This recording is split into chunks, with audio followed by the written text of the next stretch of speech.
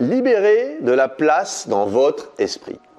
Bonjour les amis et bienvenue dans les secrets de Chronos. Je suis Thierry Doriot, votre coach en organisation et l'auteur de la méthode Chronos qui booste votre maîtrise du temps. Aujourd'hui, nous allons voir pourquoi il est important de libérer de la place dans votre cerveau.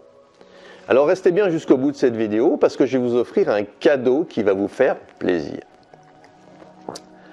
Avez-vous eu cette désagréable impression que vous saturez, que la somme d'informations que vous recevez est trop importante, que vous faites une overdose? Vous croyez pouvoir vous souvenir de tout, vous ne notez rien.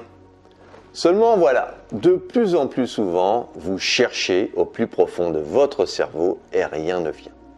Alors ça vous agace, car évidemment, c'est au moment le plus important pour vous que cela survient.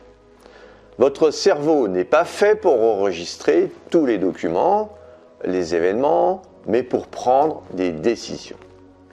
Et il sera beaucoup plus performant si l'information a une connotation émotionnelle. Tiens, un exemple. Que faisiez-vous le 11 septembre 2001, au moment où vous avez appris l'attentat du World Trade Center?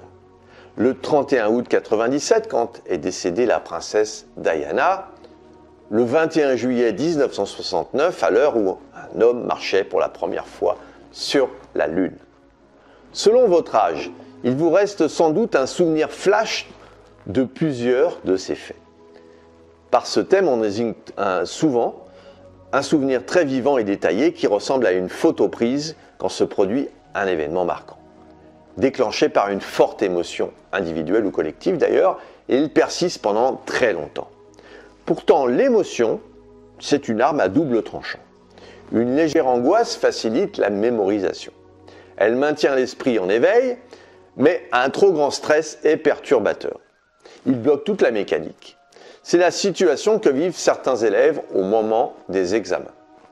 Notre mémoire à long terme possède une faculté de stockage illimitée, mais son utilisation optimale nécessite un effort de tri préalable. Mieux notre banque de données sera organisée, plus facile sera la restitution ultérieure des souvenirs dont nous aurons besoin forcément à un moment donné.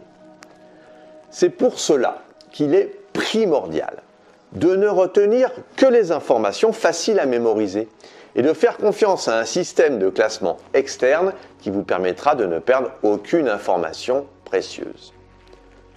Le cerveau n'est pas une masse de cire vierge sur laquelle se gravent des informations perçues de l'extérieur. Il ne peut créer de souvenirs de façon directe et immédiate. Avant de constituer des traces permanentes, il lui est nécessaire de passer par deux étapes temporelles. D'abord, il conserve pendant un bref instant, dans les mémoires sensorielles, les données provenant des organes spécialisés, la vue, l'odorat, le toucher, l'ouïe et le goût. Puis, il traite dans la mémoire à court terme, dite de travail, pour les transformer et si nécessaire les préparer au stockage définitif dans la mémoire à long terme. Cette phase est décisive et pour être enregistrée, l'information doit en effet être encodée ou représentée dans un format qui n'est pas celui d'une simple copie sensorielle.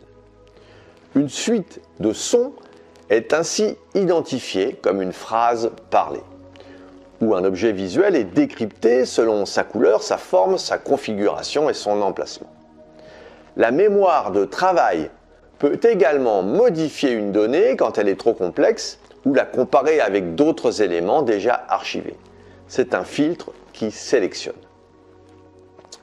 Alors faut-il s'inquiéter des trous de mémoire?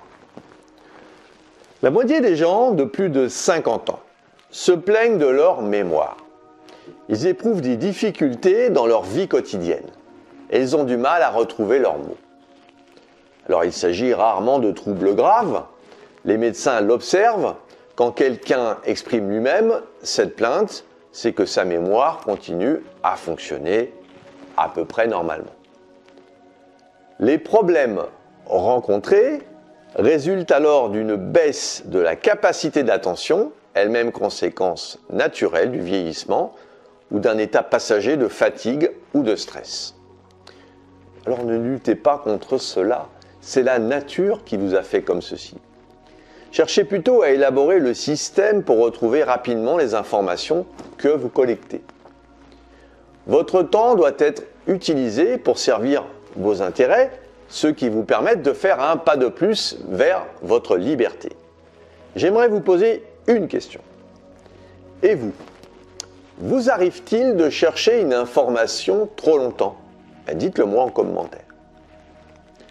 Si vous voulez aller plus loin dans la gestion de votre temps, et puis pour vous remercier d'avoir suivi cette vidéo, j'ai mis à votre disposition une formation d'1h30 pour mieux gérer votre agenda. J'ai également mis à votre disposition un sondage pour partager vos expériences et vous proposer plus de valeur. Cliquez sur les liens dans la description, abonnez-vous à la chaîne, partagez, commentez et mettez-moi un pouce bleu. Et puis retrouvez-moi sur le site internet www.lessecretsdechronos.com. À très vite les amis!